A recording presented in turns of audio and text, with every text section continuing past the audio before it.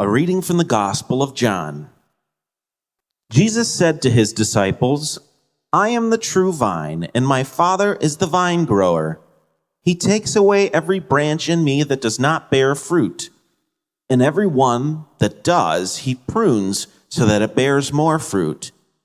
You are already pruned because of the word that I spoke to you. Remain in me as I remain in you. Just as a branch cannot bear fruit on its own unless it remains on the vine, so neither can you unless you remain in me. I am the vine, you are the branches.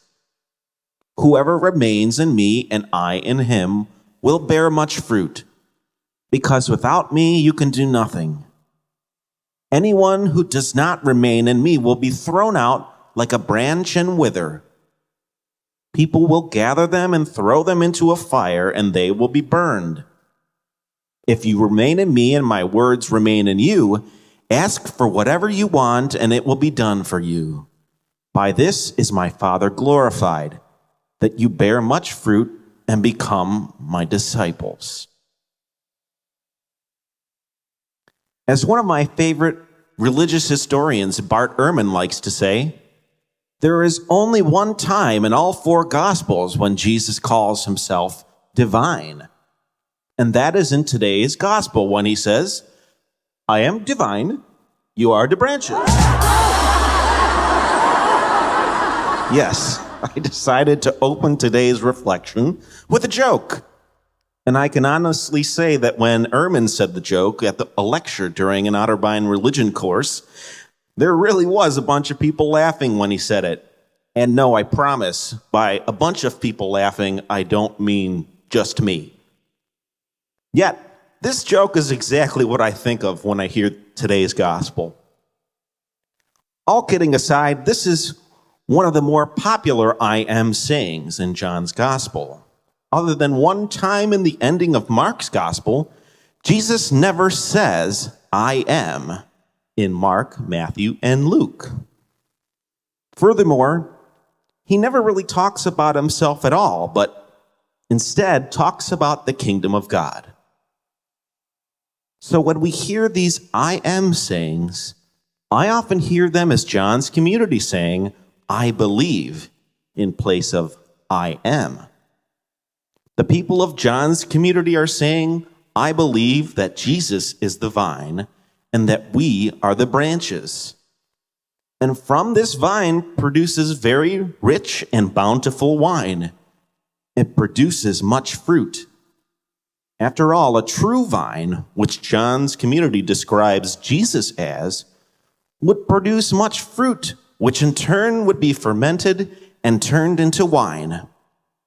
And wine would have had a rich amount of symbolism to them, not only in relation to the Last Supper, but also for the value it had as being the purest drink you could have in first century Judaism.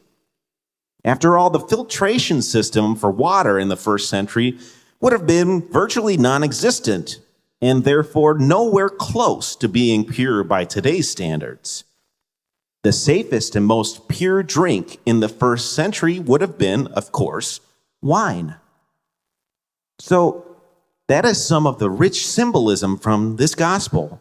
Not only is Jesus the blood of Christ, he is also the purest form of all humanity.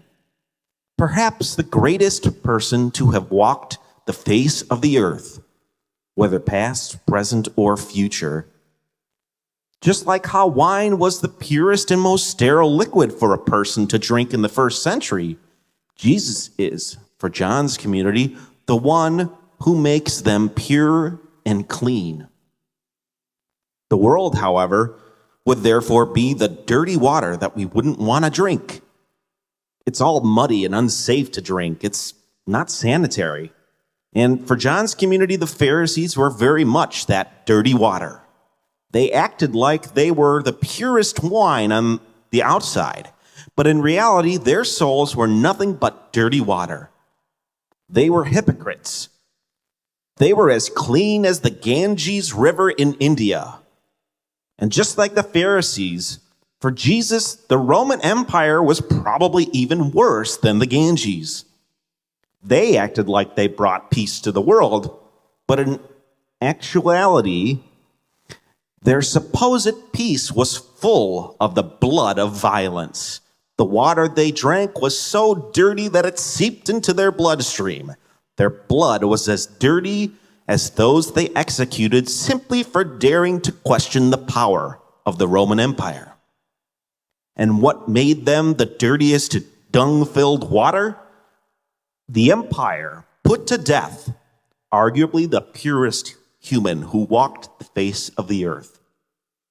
As a result, they are the antithesis of the vine and the branches, the antithesis of pure wine.